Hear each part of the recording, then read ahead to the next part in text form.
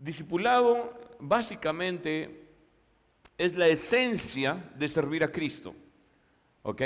El Señor no espera solamente de nosotros un par de oraciones, no espera solamente de nosotros que un día, que cuando llega Navidad hagamos una oración chiquita antes de comer y que le demos gracias por el Año Nuevo y que viene Semana Santa y entonces por ahí no vas a un servicio religioso en cualquiera que sea la iglesia y ya, ¿no? O sea, eres buena persona. El Señor espera que aquellos que deciden seguir a Cristo se vuelvan discípulos de Jesucristo. Y ser un discípulo significa que tu estilo de vida, que las prioridades de tu vida, acciones, decisiones, el rumbo de tu vida gira en torno a la voluntad de Dios, gira en torno a tu servicio a Dios.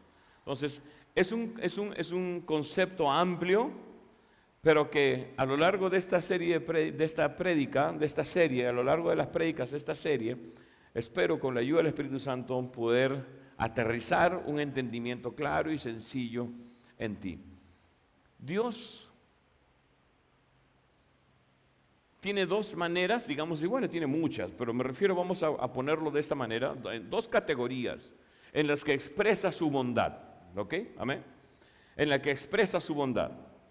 Vemos a David cuando dice, si veo los cielos, obra de tus manos. Vemos a Salomón reflexionando y dice la belleza, o sea, los montes. Vemos al profeta Isaías, dice, ¿quién como tú, Dios, que con 3 dedos puedes juntar todo el polvo de la tierra y en el hueco de tu mano puedes contener toda el agua de los mares? Que es una manera de decir, Dios, eres enorme, eres todopoderoso, no hay quien pueda medirte, ¿ok? Entonces están diciendo, mira, este es Dios, tú haces así y desaparecen los montes, a tu reprensión las islas desaparecen. Entonces, cuando vemos eso, ese Dios enorme, eterno, majestuoso, maravilloso, todopoderoso, omnisciente, omnipotente y omnipresente, ese Dios magnífico, sin embargo, también es un Dios que anhela relacionarse con su creación. Y al decir la creación no hablo de los pájaros, de los animales, de los peces. Estamos hablando del ser humano. Si bien todos somos criaturas de Dios, desde el bichito hasta nosotros como seres humanos, pero hijos de Dios, aquellos que han recibido a Cristo en su corazón. Amén. Entonces Dios tiene dos categorías, vamos a ponerlo así, en las que Él expresa, manifiesta su bondad y su anhelo de querer bendecirnos, de querer hacernos bien, de querer darnos esa vida donde sentimos esa plenitud, donde nos sentimos satisfechos. Y son estas dos categorías, la misericordia y la gracia. Esto lo he explicado antes, misericordia y gracia, lo recuerdan hace un par de prédicas. ¿Qué es misericordia? ¿Alguien lo recordará? ¿Qué es misericordia? Es no recibir lo que sí merecemos, ¿verdad? Eso es misericordia, por nuestra desobediencia, por nuestros pecados, por nuestra terquedad, en fin, como tú lo quieras poner. Merecíamos, como cuando, si aquellos que son padres de familia, tu hijito, tu hija ha hecho algo malo, habiéndole tú advertido que no lo haga y te pide, papá, perdón, te pido de verdad que esta es la última vez, te lo prometo, y tú, movido a misericordia, le dices, la última, ¿sí o no? ¿La última de cuántas? ¿De 3, de 4, de 5, de 7? La última de la semana, a lo mejor la última del mes, no lo sé. Misericordia es no recibir lo que sí merecemos por nuestro pecado, ¿verdad? Y gracia es recibir lo que no merecemos. Ahora, hay que entenderlo bien, bastante claro, porque en realidad el concepto es sencillo. Nosotros no podemos hacer nada, por enorme que sea el sacrificio, por grande que sea la entrega, por magnánimos que seamos haciendo una gran obra de caridad, un bien social, no podemos hacer nada que amerite que nos ganemos el favor del cielo. Ese concepto lamentablemente se ha heredado de la religión tradicional en la que nuestras culturas latinoamericanas han sido formadas, que es la religión católica, donde por méritos tú recibes, por méritos delante de Dios. No, Dios espera que tú recibas a Cristo en tu corazón y por lo tanto a partir de ese momento te haces acreedor a la gracia de Dios en tu vida. ¿Ok? Pero esa gracia, repito, la misericordia es aquello que se extiende a todo ser humano. Escúcheme porque voy a algo con esto. A todo ser humano, incluso a aquellos que dicen que Dios no existe, incluso aquellos que niegan a Dios, que reniegan de Dios, que insultan a Dios. La misericordia de Dios se extiende y les da una oportunidad, y a lo mejor ha llevado a más de una persona en sus caminos para que les hable de la verdad, para que les explique la verdad, para que les haga entender, o al menos intenten hacerles entender el amor de Dios en Cristo Jesús, que murió por nosotros en la cruz, ¿verdad? Entonces la misericordia les da una oportunidad. La misericordia permite que el vil más vil, el delincuente más delincuente, tenga oportunidad de salvación. Amén. Que el pecador, el cristiano que metió la pata, que se tiró al barro, que en fin terminó ahí, la misericordia de Dios permite que ese cristiano que se desvió del camino tenga la oportunidad de volver. ¿Ok? Y la gracia de Dios es la que abre las compuertas del cielo, es la que derrama bendición, es la que da favores, es la que nos lleva de gloria en gloria y de victoria en victoria. Amén. Entonces, la gracia de Dios tiene elementos que son requisitos necesarios para que se manifieste definitivamente la fe, porque sin fe es imposible agradar a Dios. ¿Estamos de acuerdo? Amén. Y podemos hablar de otros más, pero en esta mañana quiero enfocarme en el aspecto de la obediencia. ¿Ok? La gracia de Dios. En este aspecto, vamos a hablar ahora de la continuación sobre los fundamentos. ¿Ok? La continuación de estos fundamentos. La importancia de los fundamentos y cómo adquirir esos fundamentos sólidos en nuestra vida. ¿Ok? Entonces, un fundamento es el material sobre el cual construyes una estructura. Amén. No tienes que ser constructor, solo tienes que haber pasado por algún lugar donde estás construyendo una casa, un edificio, una estructura, en fin, de ladrillos y cemento y concreto, y vas a dar cuenta que lo que están haciendo es cavando una zanja, y ahí habrá pues albañiles cavando, y si es algo enorme habrá maquinaria excavadora haciendo un cimiento profundo para ahí vaciar concreto, hormigón armado y esas cosas, para que ese cimiento sea lo suficientemente sólido para soportar la estructura que se va a poner encima. ¿Ok? Y mientras más profundo el cimiento, sabemos que más alto puede ser el edificio. Mientras más sólido, sabemos que mejor resistencia va a tener a movimientos sísmicos y cualquier otro tipo de desastre natural. ¿Ok? Entonces, ese es un fundamento, es el material o es la estructura sobre la cual se levanta otra estructura. ¿Ok?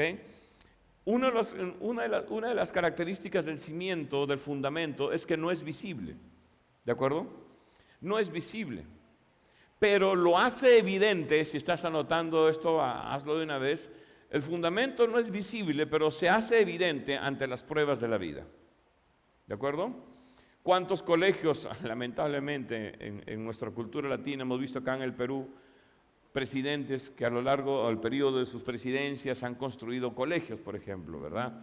Y colegios, grandes colegios y qué sé yo, pero solo bastó un movimiento telúrico en la zona, solo bastó algún tipo de desastre. Ahorita nomás está en las noticias el hospital que construyó Vizcarra cuando era gobernador de Moquegua. Moquegua creo que sí. Y bueno, un hospital que construyó, ahorita no, se me va de la memoria, creo que Moquegua sí. Y justo lo construido en un lugar que es de peligro, que no tiene, que si hubiera un aluvión, una lluvia, un deslave o el río creciera, lo iba a inundar.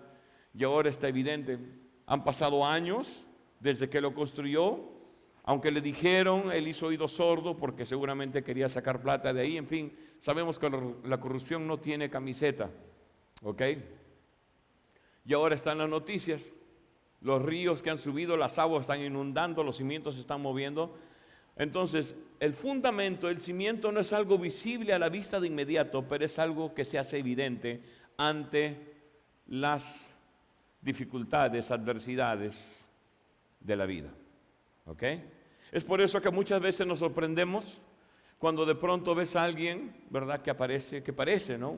Este jefe en el trabajo, este deportista, ¿verdad? Este profesor, no lo sé, una persona que tú ves en alguna posición de autoridad en el colegio, en un deporte, en el gobierno, en fin, en una empresa, y de pronto te enteras, oye, no, se vino abajo, se rayó, se puso a chupar, perdió los papeles, ¿qué pasó? Perdió los papeles y se le veía tan centrado, no.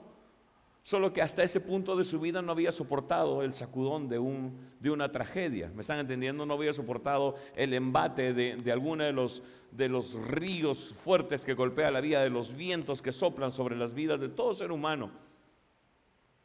Y como no había pasado eso, los cimientos débiles que tenía su carácter no se habían hecho evidentes. Pero entonces viene el golpe, viene la adversidad, viene la tragedia, cualquiera que sea la historia que pueda golpear esa vida, y se hace evidente qué tan sólidos o qué tan débiles eran esos fundamentos de su vida. ¿Me están entendiendo? ¿Pueden decir amén? De eso se trata lo que estoy hablando ahora. Es importante, ¿ok? Es importante. Cada parte de la estructura de nuestras vidas, y hablando en Cristo, cada parte de la estructura de nuestro servicio al Señor, de nuestra fe, depende de lo sólido de ese fundamento. Como discípulos de Jesucristo, nuestras vidas son estructuras espirituales. ¿Ok? Quiero que lo anotes. Como discípulos de Jesucristo, nuestras vidas son estructuras espirituales.